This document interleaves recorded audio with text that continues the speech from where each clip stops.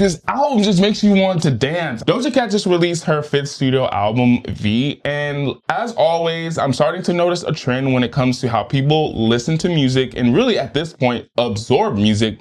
They shape their opinion off the first listen, and then that is always what it will be for them. And like always, I always disagree with the internet's opinion on things, and especially when it comes to music. So in this video, I will just give you my thoughts. I won't do a track by track analysis like I've done in my previous videos. So if you're someone who's used to her older work, whether it's Amala, Hot Pink, Planet Her, Scarlet, if you are almost in this way obsessed with those older sounds and even some of the singles like Vegas or even her features, if that's what you wanted from her in this album, unfortunately you're not going to get that. You are going to get little morsels of her older cadences. This is not, in my opinion, an 80s inspired album. This is a 80s album. It's just put in the context of today in the 2020s. And so if you're someone who kind of find that to be confusing, you're not going to understand it. And I do want to bring this up.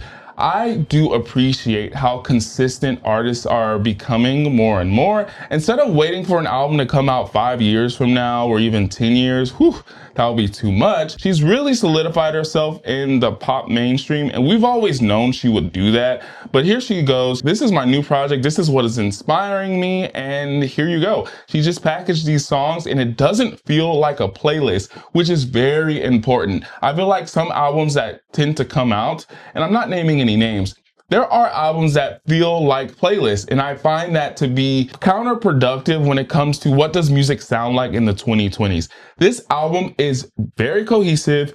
She also has rap verses in these songs, and I think that is just super neat. She completely puts you in this experience. It's very immersive. It sounds very rich. And also, I believe this is one of Doja Cat's most sophisticated projects. And yes, it's pop, but it's sophisticatedly 80s pop. You're going to get a cohesive album. All the songs sound like they make sense and are supposed to be in this package. And yes, I've heard people say that this is just very monotonous. People say a lot of different things on how this album is just very, very soulless. I don't really understand what that really means. I find that to be very interesting, how something could be soulless.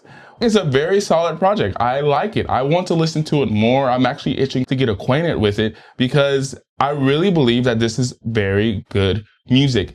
Also, yes, the producer who is on this album does produce for a lot of different pop stars. And yes, you may be tired of him, but he sounds good. And the people he works with, he makes them sound good and they work well together. So I really don't know what people want from these different listening experiences.